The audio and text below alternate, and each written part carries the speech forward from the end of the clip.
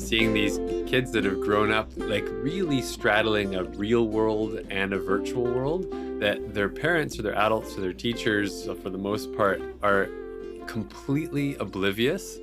It's a weird world for teenagers to grow up in, but increasingly so, I think it's going to be more so for the older people that don't understand both worlds. Kids have more of a knowledge of the virtual world and less of the real world, and the adults are the other way around. And it's creating a disconnect between each of them. I think in many cases, I wish that I had had the subcultures that kids can have today. Because when we were in high school, it was basically like jocks, drama people, and like maybe 5 cliques. But there's probably 100 cliques within Minecraft. I mean, do you do full reenactments of Disney movies in Minecraft? Or do you build weapons? Or do you build a computer? There's just so many different subcultures. I think a lot of it is protective. But it's hard to be in the real world when your most meaningful experiences are happening online. And I think that's pretty tough. And for a flip side, there's so many lonely adults who make absolutely no use of the technology available to them to connect beyond the physical environment they find themselves in. So are we inventing a business where like kids help older people get into games while the older people teach the kids about how to live in the real world? Oh man, not everything needs to be a business. But without incentivizing that, it's never going to happen. When we were kids, we would go to the extended care where old people would go, and we would like hang out as a field trip. And I used to go play cards with people who were older than me. And that is gone, maybe partly because this divide. Things have changed so much, it's harder to relate, and kids just don't have the opportunity to be bored, and we're entertaining ourselves to death. They're being bored when they have 10 things to do. You see like the iteration of videos. Now there's a video embedded in a video. You put a TV on in the background while watching 2 videos on your phone, and you're bored. Yeah. I do think that preys on the most vulnerable 5 to 10%. We were talking about video essays. I think there are lots of people who enjoy long form. They're like in it sincerely, and they're not looking to be entertained every second. But I still think they're still in another world. It's disconnected in many ways. I mean, subcultures are an important part of being a teenager. And so from that perspective, I think it's good to have options. What are your thoughts on how that relates to ADHD? Or are we creating more of it because we just have to be entertained all the time? So I think there's more and more adults who are people who have a feeling and they're like, oh, I don't feel good. My attention's all over the place. I must have ADD. Mm-hmm. But I am suspicious a lot of the time that they're sidestepping some issues. Like a question I ask parents all the time is, okay, your kid has an executive function problem, but why is his executive not functioning? Mm-hmm. And it's not always just because like that part's broken. For example, it might be, I hate what I'm being asked to do in school. And so my executive function flies all over the place. If you don't help that kid get better in school, you'll have to medicate them for the rest of their life. So my gut feeling is maybe paradoxical, which is that this is giving space for ADHD people to work in their own frame. And same with autism. Like, I don't know if you've ever heard of these games called like Satisfactory or Factorio, probably not. But do you remember playing SimCity when we were a kid? Yeah. So that's where you build these virtual worlds. They have these factory games now where you, it's hard to explain, but you essentially create these extremely complex factories where you're going all the way from taking minerals out of the ground to building spaceships. And there's many coding people who are like, this is where you should start with coding, especially if you're autistic. Because this game is very meaningful and it's going to teach you all these rules about how to structure. Like when I look at my kid playing it, it's like he's designing a computer chip. There's other ones where like people do a complete retelling of Monsters, Inc., the movie, in Minecraft. Every scene, every camera angle, they recreate it. And they act it and they voice act it and then make the movie in Minecraft. So that's an opportunity for people who love drama, who are in an environment with nobody else who likes drama. And a lot of the older people don't have those options. So a lot of these kids are not going to think of themselves as necessarily ADHD or even spectral. So do you view that as a nature or nurture issue or both? I mean, the answer is, of course, both.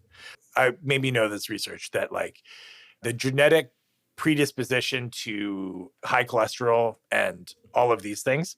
There's some very famous rat studies where they show that the nurturing behavior of the rat turns off and on the epigenes, which do or don't create heart disease. And it's like, does the mother rat lick the baby rats? So obviously they're connected. You can't separate the two. Yeah, but it doesn't mean you can't think about the relative influence of both. And that is happening probably genetically, in the sense that people with ADD are now more likely to procreate with someone who has ADD. And I think this is called associative mating, where then the extremeness of ADD gets more and more extreme. I think in my first book, one of the first sentences was everyone's their own brand of crazy. So I agree with you that we now have a more generally accepting world where there's an outlet for everyone, but it's also, are we also facilitating it or enabling aspects of it that allow it to get a bit deconstructive, even as it relates to like procrastinating. Sometimes you're asked in this world to do things that you don't like. And part of life is doing things that are hard and doing things that you can't just always do things you want to do. That'd be awesome if you could, but that doesn't build character. That's true, but that's a really interesting point, because what you have to do that you don't want to do really has to be your choice, or it becomes super disempowering. It's like, why are you going to school? And interestingly, when I tell them, like, maybe you shouldn't be going to school, that actually creates the space for them to go like, no, I want that.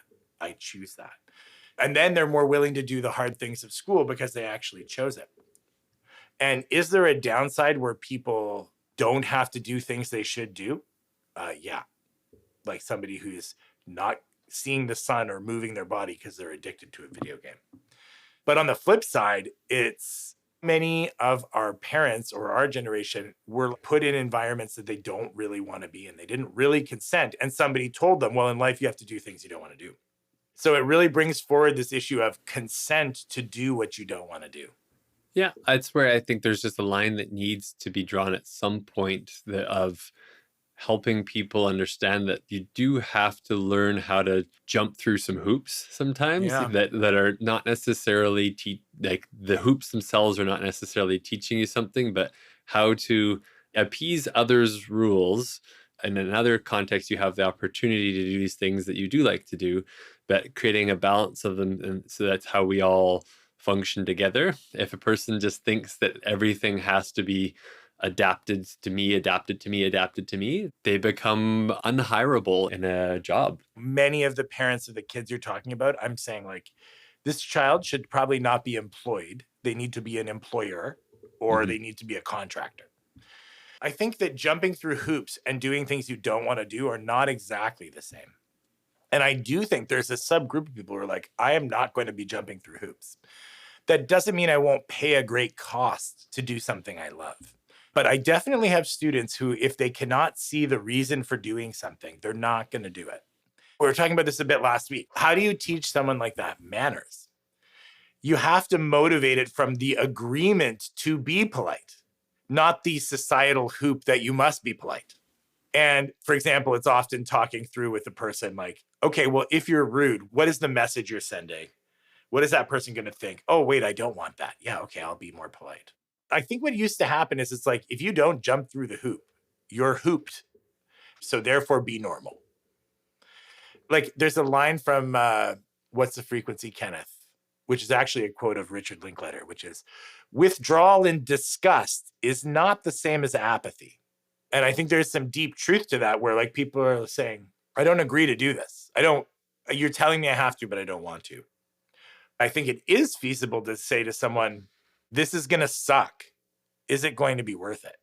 I think it's just also just trying to express to people that if you do live in a society amongst other people, you have to realize that if you create very strict rules for yourself, it's going to impact how other people react to you.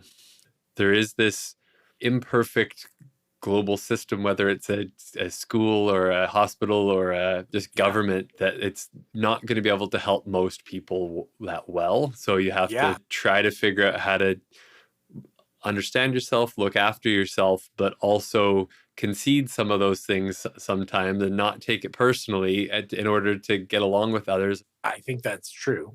But I think what people have an opportunity to decide not to play with those people. Because I do think that kids today have social lives, they have communities, they have norms. They just very divorced from what we experienced. Mm-hmm. So I think that the problem of people who are pretty low resilience and doesn't want to do anything that feels at all off in any way. And that person, yes, they need intervention. I do those kinds of interventions. They're really hard. They take a long time. And you can definitely not say to them, sometimes you just have to do things that suck. You have to motivate them from first principles to want to exist in life.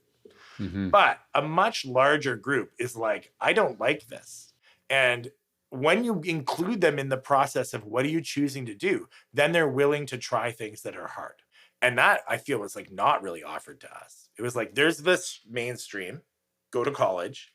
Maybe there's like a trades mainstream, but not really talked about. I think if people get that vibe now, I'm not who you care about. They're like, well, I will never jump through a hoop for you.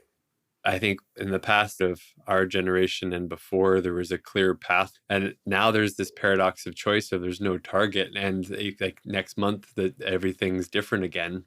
How do you create motivation when everything's changing constantly?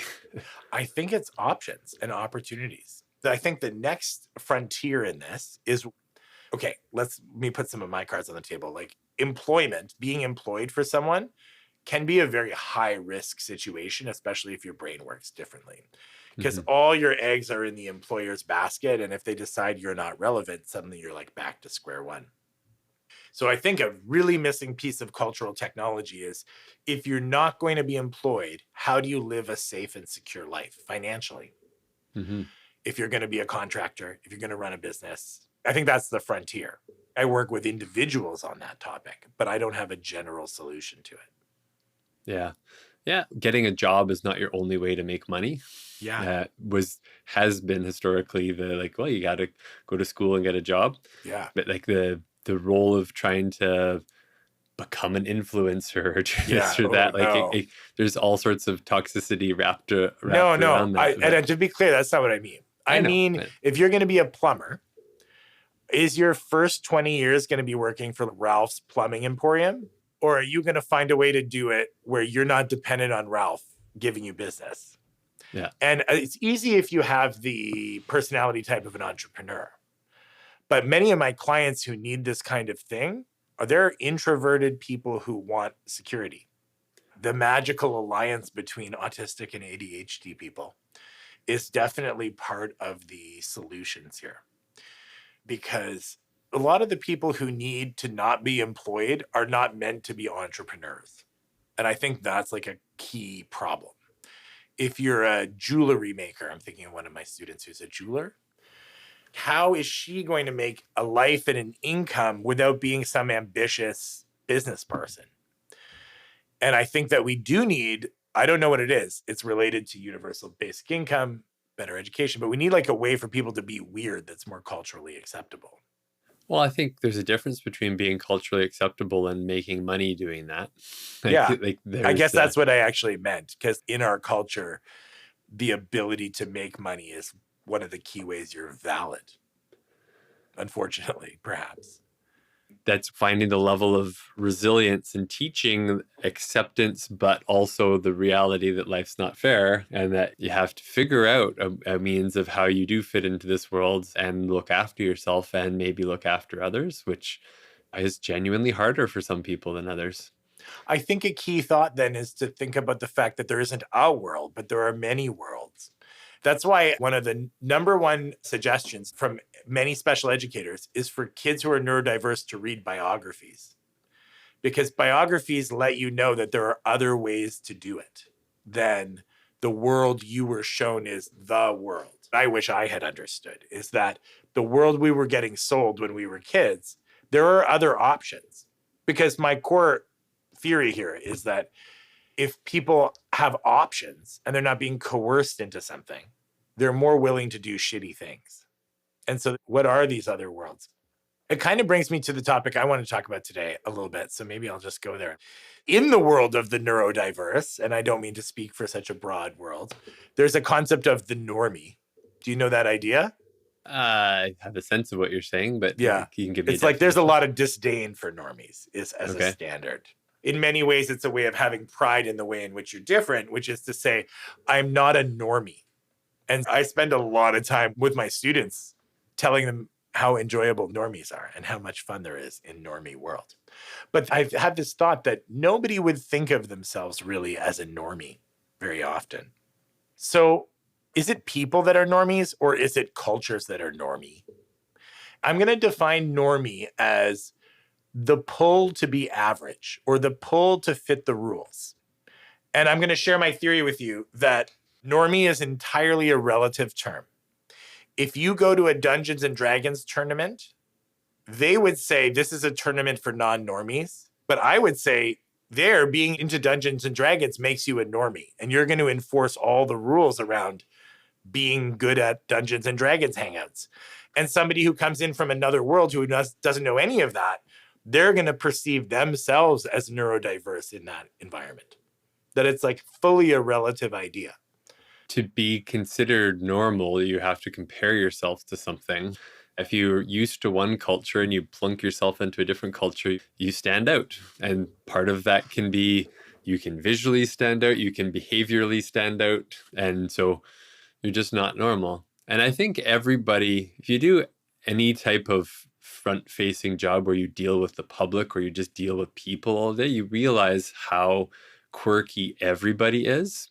And it's just whether that's accepted or not, and how, like, what, and Or whether you can hide it.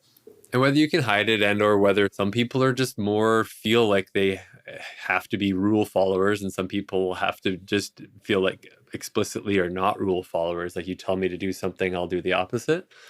Even neurodiverse is in itself, it implies it's a spectrum kind of thing, so it's not black and white. I think there's this desire to demonize a particular person for being in charge of that. And that is where it gets really wrong.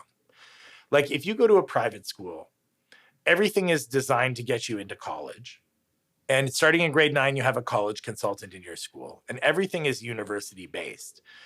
Those influences normalize you to going to university, even though no individual ever says you have to go to university. And if you went and asked your counselor, are there other paths than university? They'd say, oh, yeah, there are. But the environment is the normalizing force. Gabor Mate's latest book is the myth of normal, and it talks about there is no normal.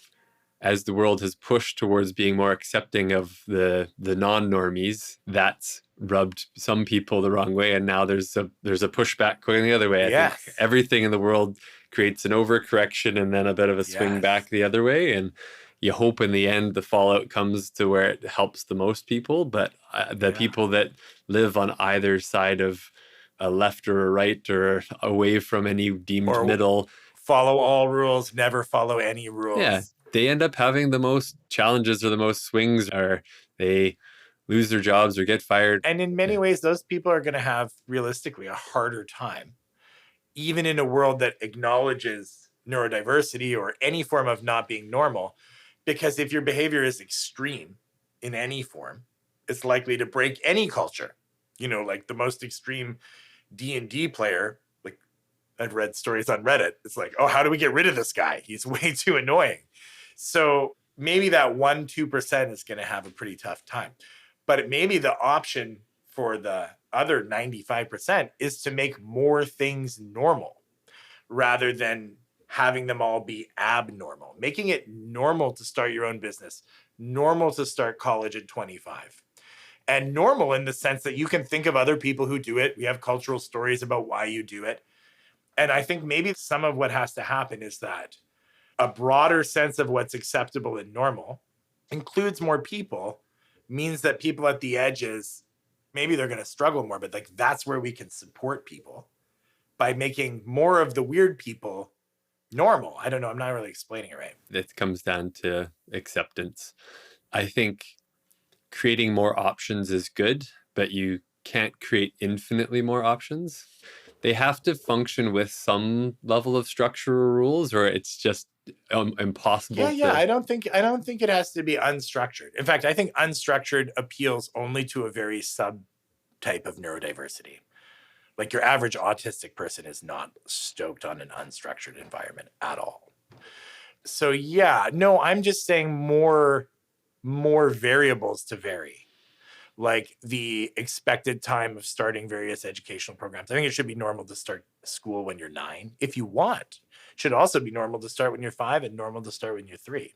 And I think that also, when do you go to college? It should be super normal to go back in your 30s or 40s. And I think if you decide not to be employed, that should be really normal. And we should have many cultural examples and tools of ways to help people do that. But I'm not saying that we should be giving away things to people who are not normal so that they feel good. That's not my point. It's not about subsidizing, but just about taking a few variables and finding a wider berth of what's acceptable. It's just moving away from the concept of normal. But maybe I'm suggesting the opposite, that we like bring normal back, but we deny the idea that normal is one thing. It's normal to be weird. One thing I found useful in life is just knowing like people do this, people do X, people do Y. There are people who think this is normal. I've personally found that really helpful. Yeah. I regularly come across people that come in to see me in all sorts of discomfort or pain and think they're the only person that could ever have experienced this. And I'm like, actually, this is like the most common thing that people come into video with. And I'm like, you're in really good company, like not trying to diagnose them, make them feel that like, okay, this person has seen this before. I'm not totally abnormal, because that's where our anxious brains go a lot of the time, particularly if you have come across something that's new to you, that's uncomfortable. You think you're the only person that's ever experienced it. Oh man, that's hitting me with existentialism and fear of death. So in my experience, like 70% of my students, especially if I meet them younger, have an active, large fear of death. And it's because they're existential people, like they think big. And so they're like 9 being like, what am I doing here? And then they feel super alone and isolated because the people around them are probably not the same. And nobody has like empathy for that. Or they have empathy, but they have fear about it. And I find when I tell people, oh yeah, fear of death, that's the thing every human has been wrestling with since the beginning of humanity. Here's an example. Here's what Nietzsche said. Here's what like Jesus said. It's relieving just to know that you're not the only person terrified of death. And actually, I tell them, like, it's characteristic of smart people who think a lot. You've been listening to Why Things Hurt and How We Learn with your hosts, Brent Stevenson and Matt Giammarino. Why Things Hurt and How We Learn is brought to you by our sponsors, Envision Physiotherapy, Work with Matt, whythingshurt.com, and Remix Your Education. Subscribe to the podcast at Apple Music, Spotify, your favorite podcast app.